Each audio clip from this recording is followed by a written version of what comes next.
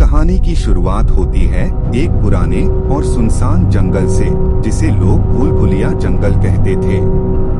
कहते हैं जिसने भी वहां कदम रखा वो कभी वापस नहीं लौटा। एक रात गांव के तीन दोस्त रोहित, आकाश और नीलम जंगल की गहरी सच्चाई जानने के लिए वहां जाने का फैसला करते हैं। उन्हें नहीं पता था कि इस सफर से उनकी जिंदगी हमेशा के लिए बदलने वाली थी। जंगल में घुसते ही उन्हें एक अजीब सा सन्नाटा महसूस होता है।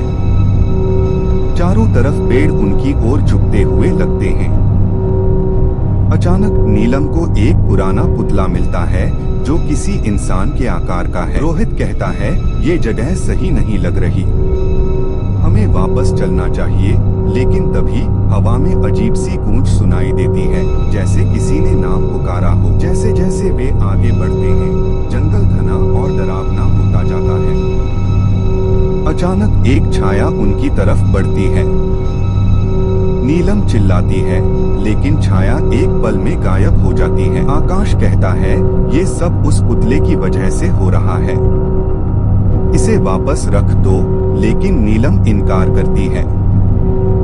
तभी उनके चारों ओर से बच्चों की हंसी गूंजने लगती है। चलकर उन्हें एक पुराना कुआं मिलता है।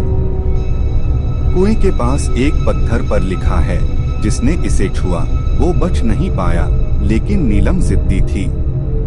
उसने पुतले को कुएं के पास रखते ही कुएं से एक डरावनी आवाज सुनाई। अचानक कुएं से एक साया निकलता है और रोहित को खींचने की कोशिश करता है।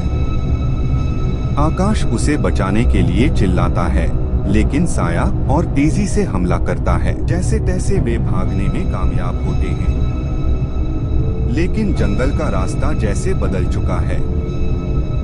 वे बार बार वहीं पहुंच जाते हैं जहां से उन्होंने शुरुआत की थी। आखिरकार एक सुबह गांव वालों ने जंगल के किनारे एक पुराना पुतला देखा, लेकिन रोहित, आकाश और नीलम कभी नहीं लौटे। तो दोस्तों, अगली बार जब आप किसी सुनसान जंगल के पास जाएं, तो ये याद रखें, हर जंगल में छिपा होता है एक राज। सुरक्षित रहें और कभी भी अकेले ना जाएं। अगर डरावनी कहानियां पसंद हैं, तो सब्सक्राइब करें the dark side YouTube channel और हमें इंस्टाग्राम पर फॉलो करें। अगली बार फिर मिलते हैं एक और डरावनी कहानी के साथ।